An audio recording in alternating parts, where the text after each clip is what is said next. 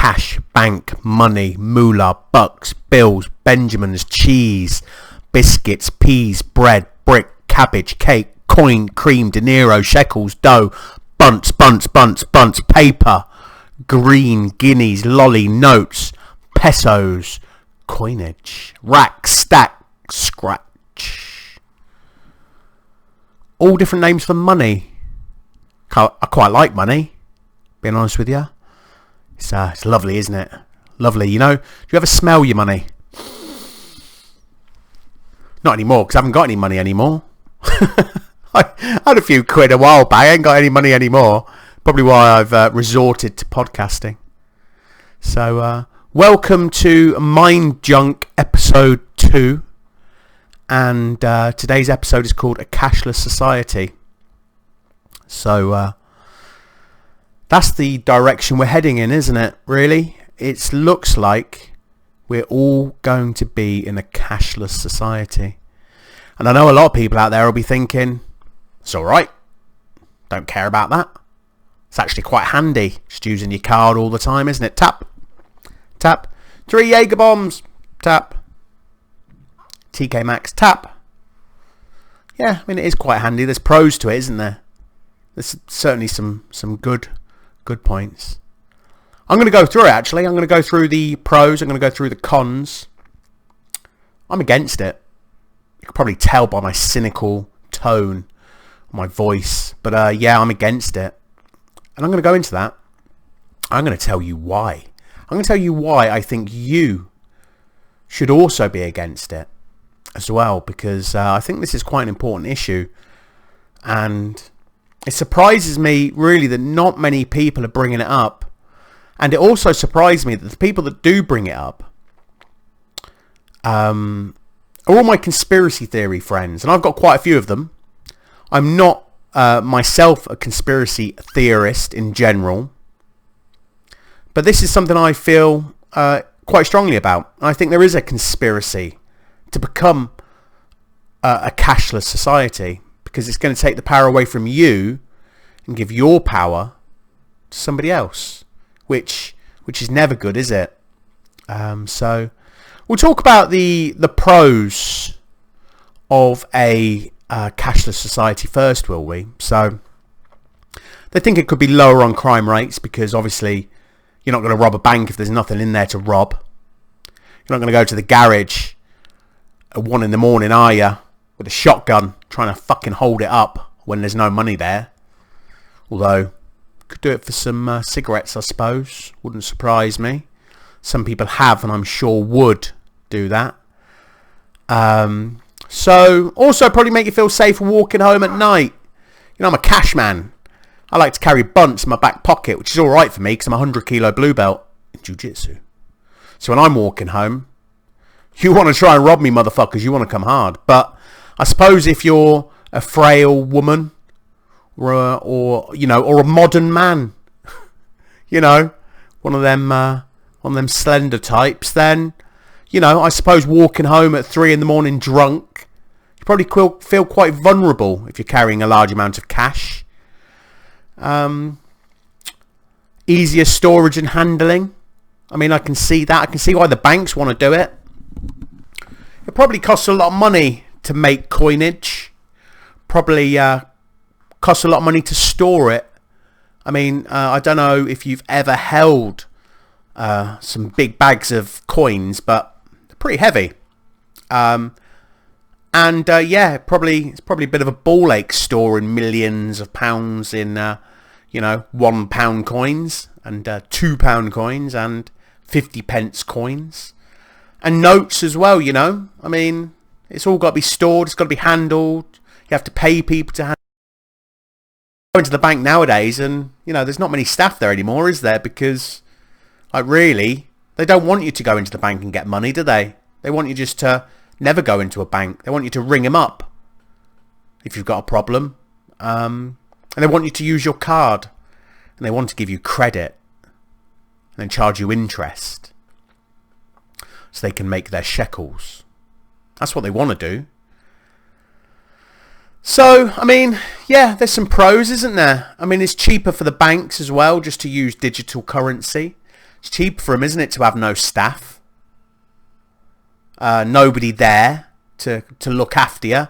When your granny goes in, she's like, what the fuck's going on in here? All I want to do is speak to someone. I just want to speak to someone. I get like that when I go into the bank. What the fuck's going on? Give me some interaction. It's like we've turned into this roboticized world. I'm not sure if that's a word. I may have just made that up. Roboticized. What are the cons of a cashless society? What makes me worry about the concept of a cashless society? Well, firstly,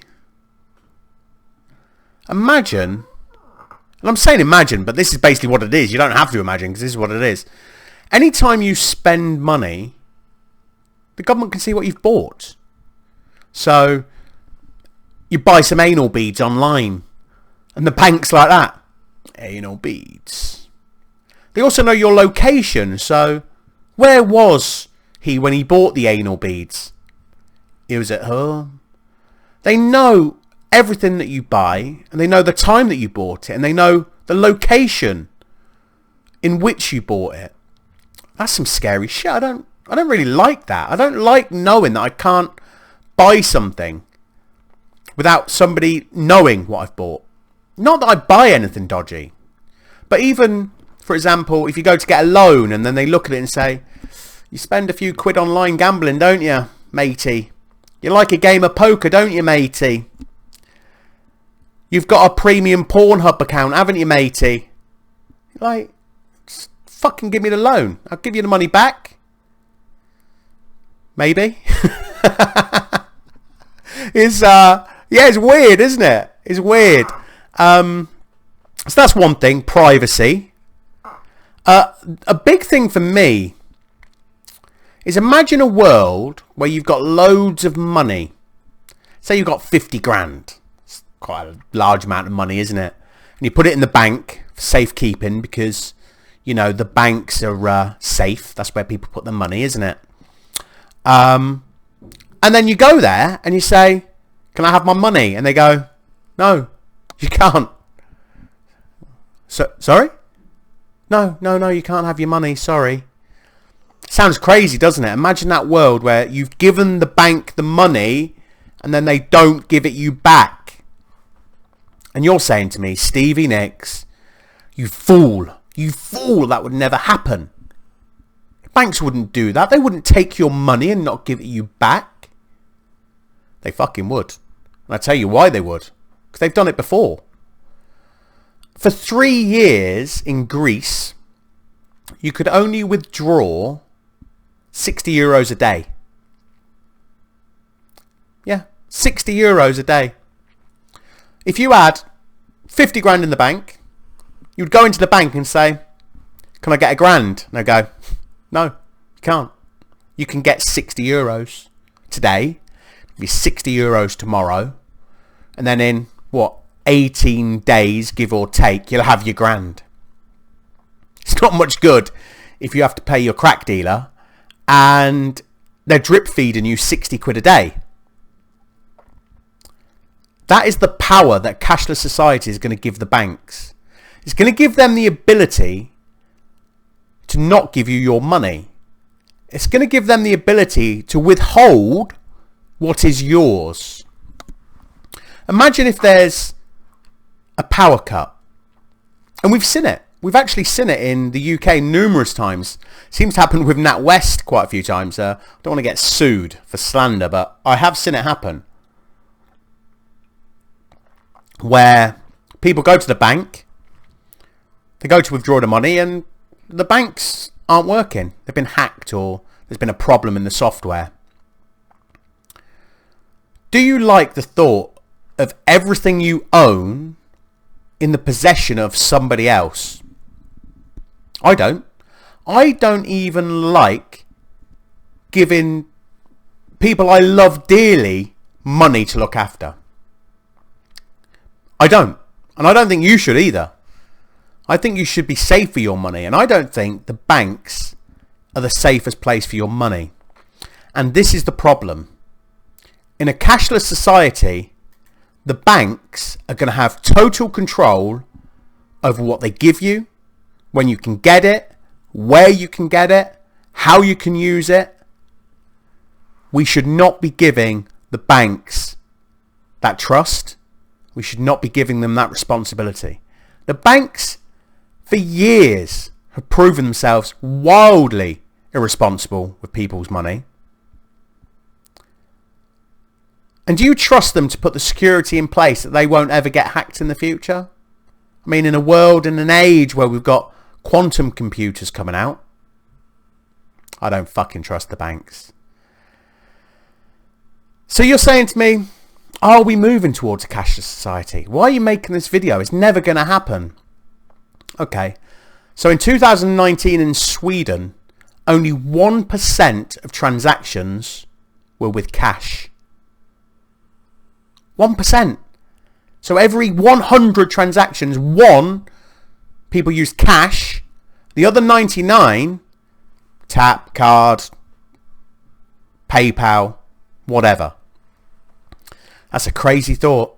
It's a crazy thought because it seems like people are just kind of walking into it blindfolded like a zombie. Yeah, it'll be all right. Don't worry. Just use your card. Use your card. Fine. Doesn't matter. Doesn't matter. Does it matter when you go to use your card one day and the bank have said, no, fuck you all. I'm not giving you your money. It's a big responsibility, isn't it? You've got a lot of trust in them. If you're doing that, you've got way too much trust in the banks. The banks that have lied to people, fleeced people, robbed people, and you're gonna give them control of your destiny. Fucking crazy stuff. So what do we do about it? I mean, sign petitions. Be aware of it. Try not to keep all your money in the bank. Don't give them all the give them some responsibility, I suppose. You can, say, yeah, I like to have a few quid in the bank. I mean, it's not really a problem for me because I ain't got any money. But if I did have money, keep some under your mattress. With this cashless society, think of all the little problems. Like, I've gone into the big problems. Think of the little problems that you would have in a cashless society. You see a homeless guy on the street and you go to give him some money. They're like, but you haven't got any money. You can't do that. What's going to happen to charities? What's going to happen with the old, people going around the pub with the buckets? I mean, half of them are con men anyway. What about the piggy banks? What about, like, your kids, My kids have got saving tins, you're trying to teach them responsibility about money. Here you go, put your money in there, put your pocket money in there, and then next year you'll be able to get a PS5 when it comes out. I mean, they're only little problems, aren't they?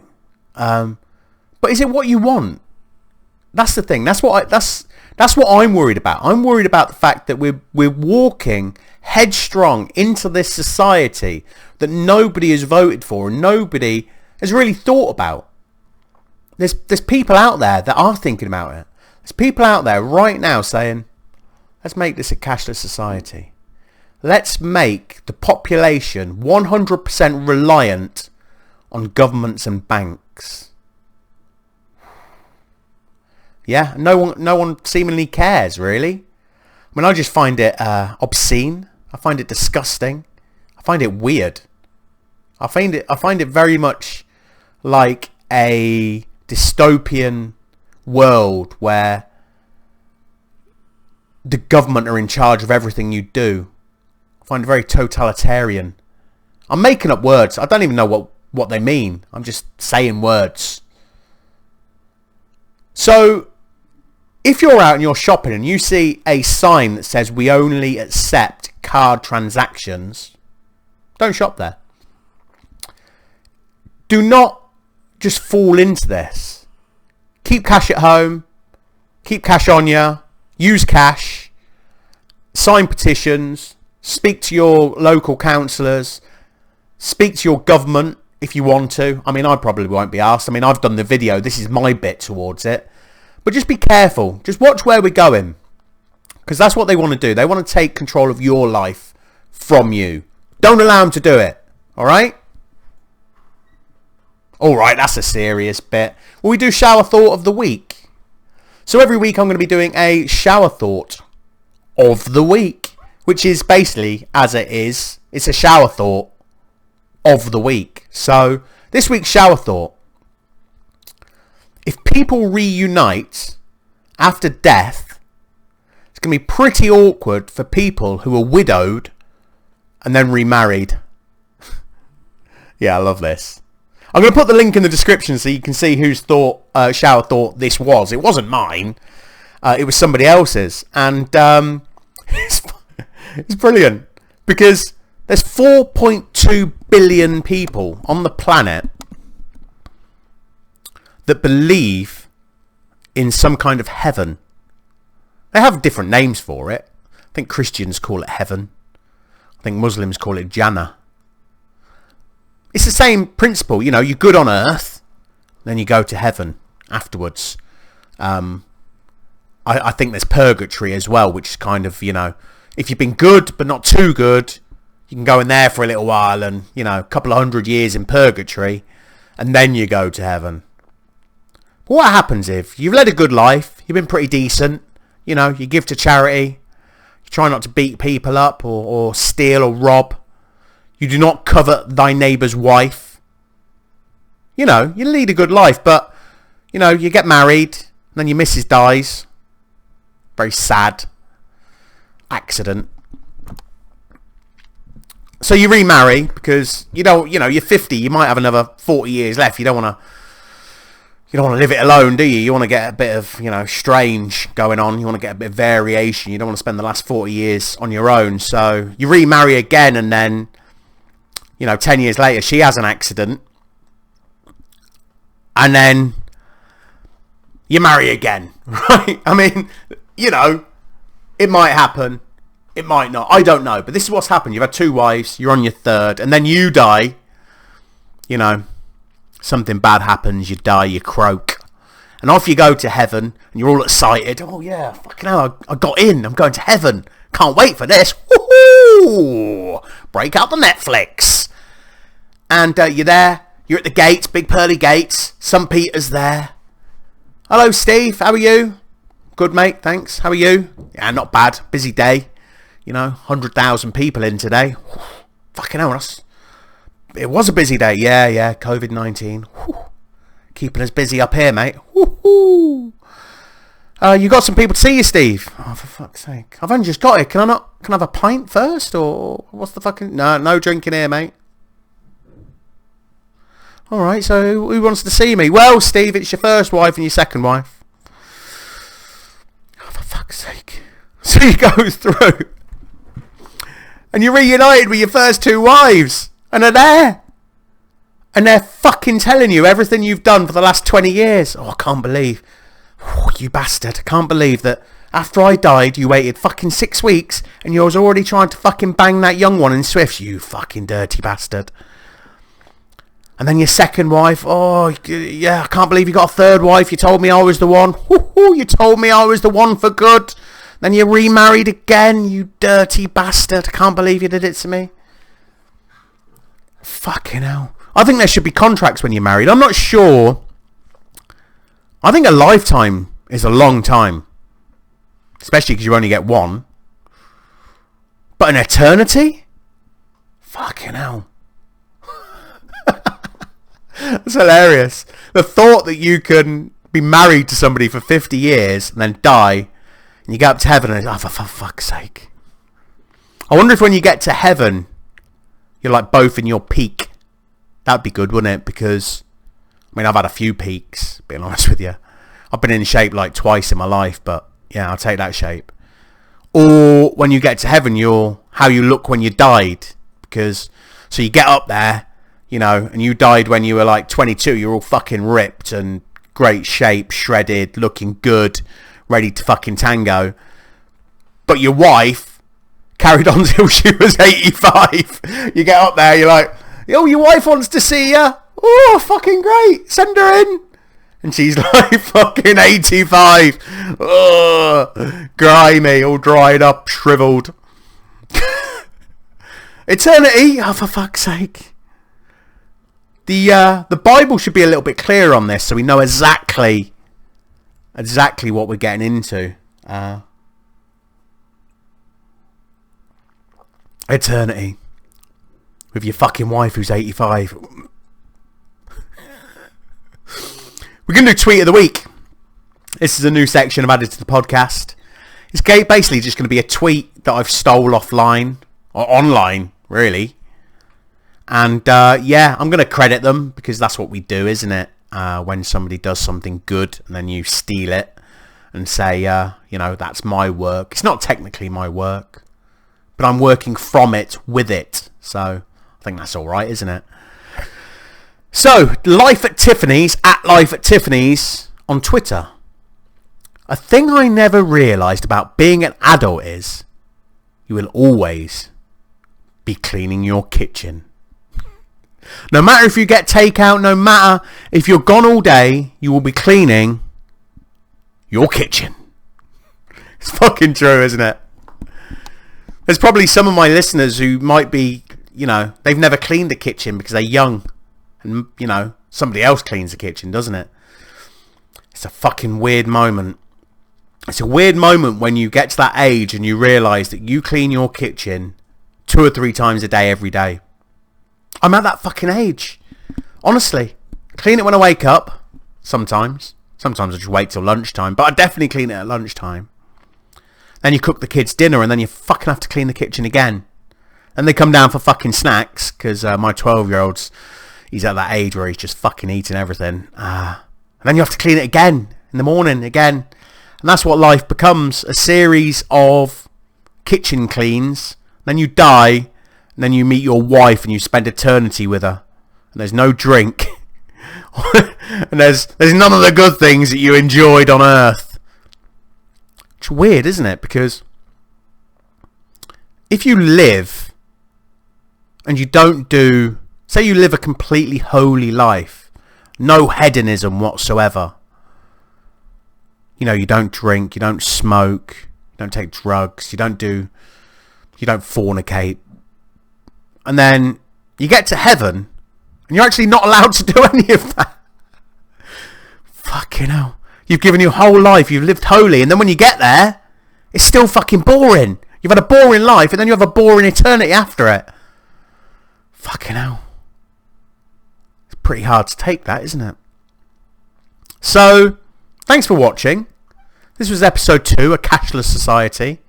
I think it's quite important. I mean, you might not.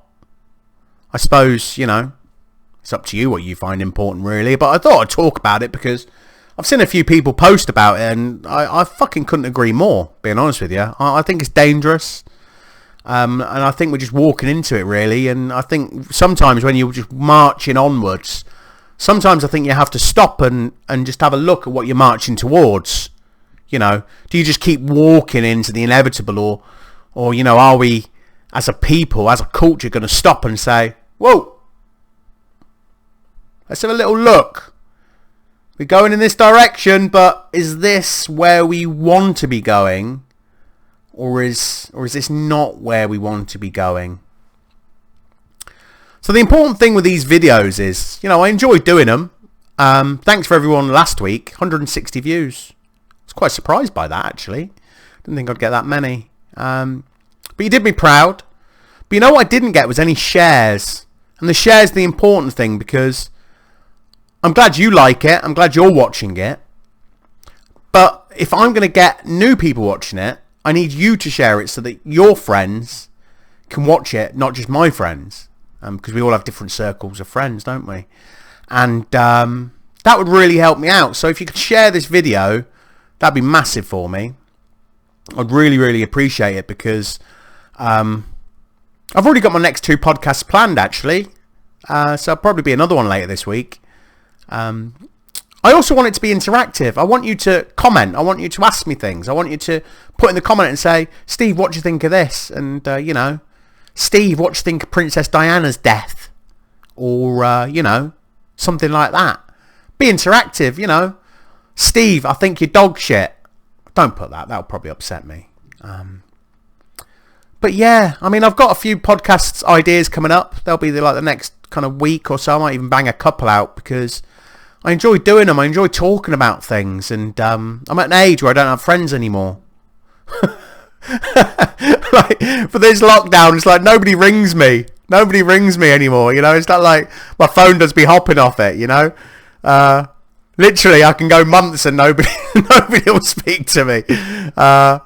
And I've got loads of friends. I'm not down on that. You know, I've had a great life, and I literally have friends all over the world. You know, maybe I should reach out more. I'm a terrible friend. I never message anyone. I never ring anyone. You know, so you know, it's 50-50, isn't it? You fucking get what you give. You know, I'm one of them people that's always excited to see people, but you know, I don't sit on my sofa at 5 PM and think, yeah, I'll give them a ring, see if they're all right. I'm just not that person. You know. I'm a terrible friend. So like, share and subscribe. If you could subscribe, that'd be great as well. But share the video, and put in your comments what you think. What do you think of a cashless society? Does it worry you? Let me know. Thank you for watching.